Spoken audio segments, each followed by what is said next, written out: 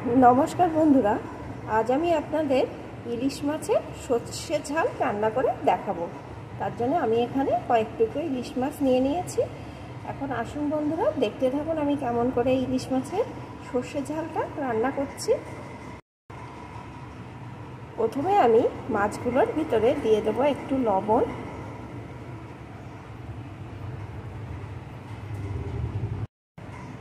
একটু হলুদ গুঁড়ো। এখন মাছগুলোকে লবণ হলুদ দিয়ে ভালো করে মাখিয়ে নেব।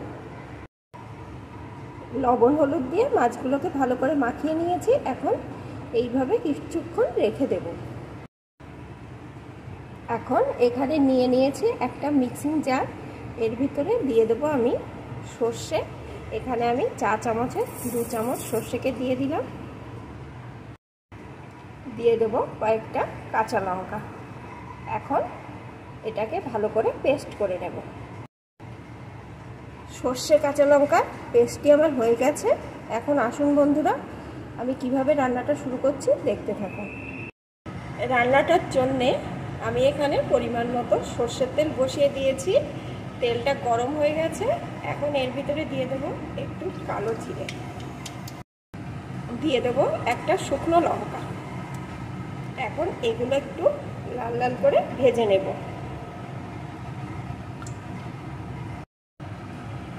এগুলো লাল লাল হলে এর ভিতরে দিয়ে দেব পরিমাণ মতো জল।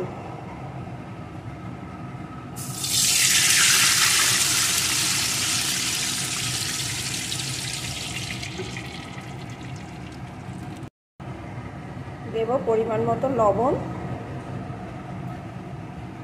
পরিমাণ মতো হলুদ গুঁড়ো। এখন জলটাকে ভালো করে ফুটিয়ে নেব। এখানে ঝোলটা ভালো করে ফুটে উঠেছে। এখন আমি লবণ হলুদ মাখানো মাছগুলোকে এর ভিতরে দিয়ে দেব।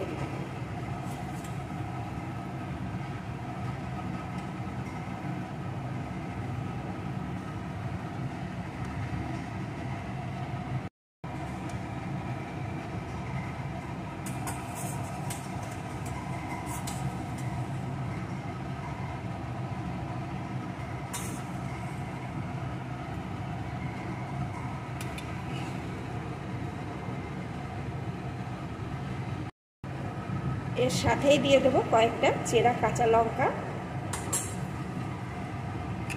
এখন কিছুক্ষণ ভালো করে ফুটিয়ে নেব। বেশ কিছুক্ষণ ফুটিয়ে নিয়েছি। এখন আমি সর্ষে আর লঙ্কার পেস্টটি এর ভিতরে দিয়ে দেব।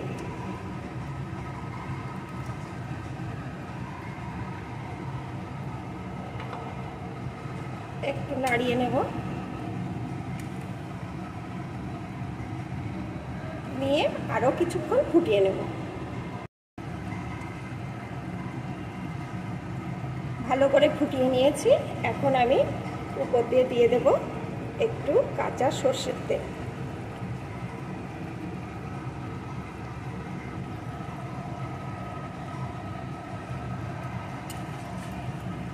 এখন একটু নাড়িয়ে নেব। এখানে আমার রেডি হয়ে গেছে কাঁচা ইলিশ মাছের সর্ষে ঝাল। এখন এটা আমি একটা পাত্রে নামিয়ে নেব।